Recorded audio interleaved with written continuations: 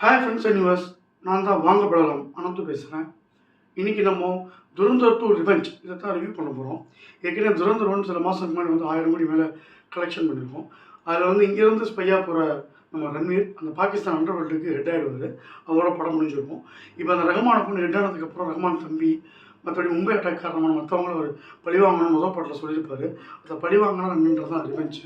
இதை சஞ்சய் தத் கேரக்டருக்கு என்ன எண்டிங்கு, அதே மாதிரி மாதவன் இந்த ரன்வீர் சிங் எப்படி யூஸ் பண்ணார், ரன்வீர் சிங்கோட ஃப்ளாஷ்பேக் என்ன, இதெல்லாமே திரும்ப ஒரு 3 மணி நேரம் 50 நிமிஷத்துக்கு படத்தில் சொல்லியிருக்கிறாங்க.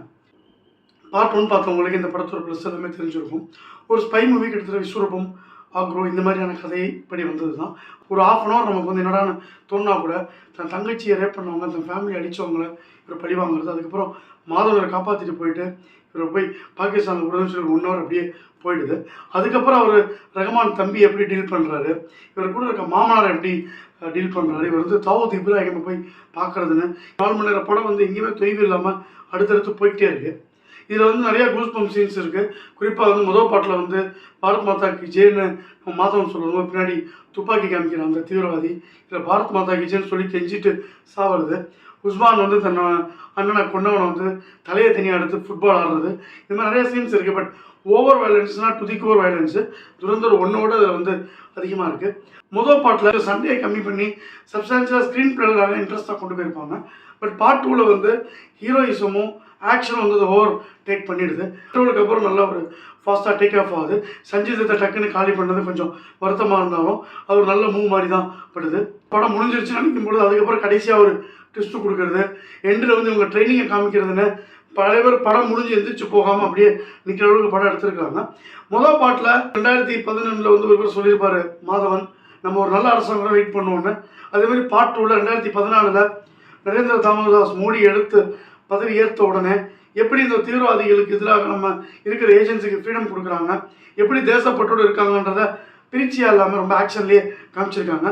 குறிப்பாக 60,000 கோடி பாகிஸ்தான்லேருந்து இங்கே ஊபி எலெக்ஷனுக்காக பம்பிங் பண்ணி அது மூலமாக ஊபியோட ரிசல்ட்டை மாத்திரம் நினைக்கும் பொழுது நம்ம மோடி அந்த நோட்டை பேன் பண்ணது, குறிப்பாக தாவூத் இப்ராஹிமோட திட்டம் எப்படி தவிடுபடியாக ஆனதுன்றது ரொம்ப சூப்பராக சொல்லியிருக்கிறாங்க.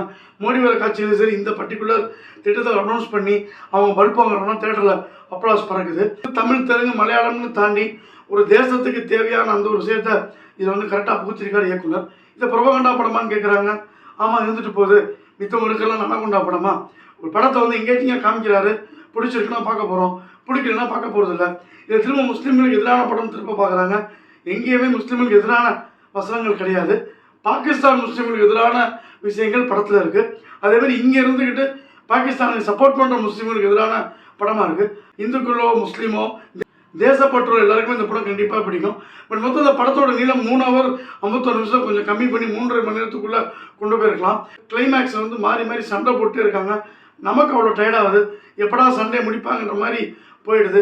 ஒரு லெவலுக்கு மேலே ஒரு ஈஸியாக எல்லாரையும் காலி பண்ணும்போது அவ்வளோ பெரிய மேஜர் இக்பாலுக்கு ஒரு சந்தேகமும் வராமல் ரமணா படத்தில் யூவி சேது ஒருத்தர் கண்டுபிடிக்கிறத வச்சு அவர் கண்டுபிடிக்கிறதுலாம் சினிமாட்டிக்கான லிபர்ட்டி அவங்க எடுத்துருக்காங்க. மொத்தத்தில் படம் கலெக்ஷனும் வரலும், நல்ல ஒரு படம் பார்த்து திருப்தியும் கொடுக்கும். கொஞ்சம் நேரம் அதிகமாக இருந்தாலும் படம் எங்கேஜிங்காக இருக்குது. வாங்கப்படம் பஞ்ச்லைன் தூரந்தர் இருந்தாலும் தூள் 3.25 ஸ்டார் ரேட்டிங். இந்த ரிவ்யூ பிடிச்சிருந்தா லைக் பண்ணுங்கள், ஷேர் பண்ணுங்கள். வாங்கப்படம் சேனல் பிடிச்சிருந்தா மறக்காமல் சப்ஸ்கிரைப் பண்ணுங்கள். நன்றி, வணக்கம், பை.